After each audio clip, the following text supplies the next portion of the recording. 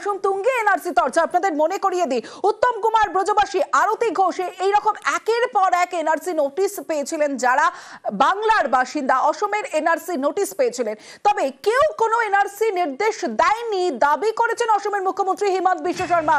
বাঙালি ভোটারদের ভয় দেখানোর অভিযোগ নাম না করে মমতা বন্দ্যোপাধ্যায়কে আক্রমণ করেছেন অসমের মুখ্যমন্ত্রী হিমন্ত বিশ্ব শর্মা। কি বলেছেন তিনি শোনাবো প্রথমে। Suddenly she said that I am not going to obey NRC. Now where is the NRC? Nobody has ordered any NRC.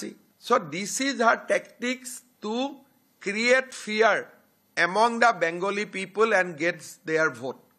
So last 5 years she has not talked about anything NRC bagara. Only when election is coming she has started talking about all these things. Bangla অসম তুঙ্গে NRC তরজা, কেউ কোনো NRC নির্দেশ দেয়নি। তবে আপনাদের মনে করিয়ে দিই, উত্তম কুমার ব্রজবাসী, আরতি ঘোষ, নিশিকান্ত দাস তারা প্রত্যেকেই এনআরসি নোটিশ পেয়েছিলেন অসম সরকারের তরফ থেকে। তবে বাঙালি ভোটারদের ভয় দেখানোর অভিযোগ হিমন্ত বিশ্ব শর্মার। আমার সঙ্গে এই মুহূর্তে জয়প্রকাশ মজুমদার রয়েছেন, তৃণমূল নেতা, কথা বলবো তার সঙ্গে। জয়প্রকাশ বাবু, অসমের মুখ্যমন্ত্রী হিমন্ত বিশ্ব শর্মা তিনি বলছেন কেউ কোনো এনআরসি নির্দেশ দেয়নি, বাঙালি ভোটারদের ভয় দেখানোর অভিযোগ নাম না করে মমতা বন্দ্যোপাধ্যায়কে আক্রমণ করছেন। কিভাবে দেখছেন, কি বলবেন?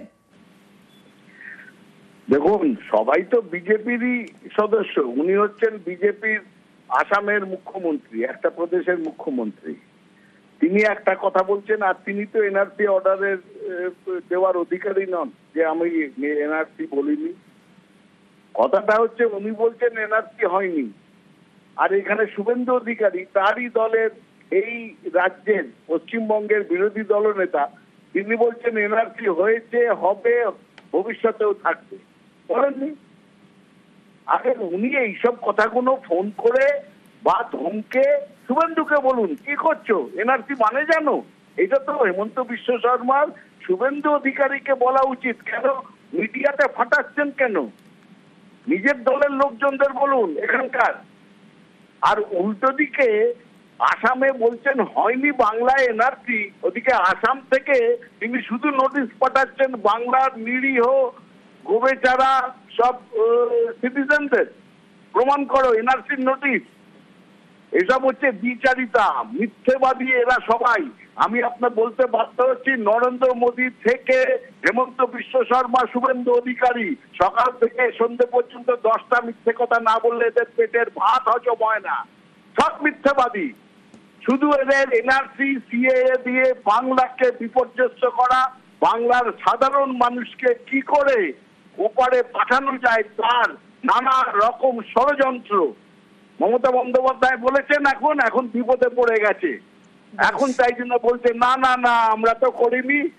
আর এই কথাটা শুভেন্দু অধিকারী একবার বলুক না যে হেমন্ত বিশ্ব শর্মা এটা বলেছে আমরা এনআরসি কিচ্ছু করব না। উনি তো বলছেন যত মুসলমান আছে তাদের বুলডোজার দিয়ে পাঠিয়ে দেবো ওপারে, বলেননি গতকাল? এসব কি রাষ্ট্রবিরোধী কথা নয়?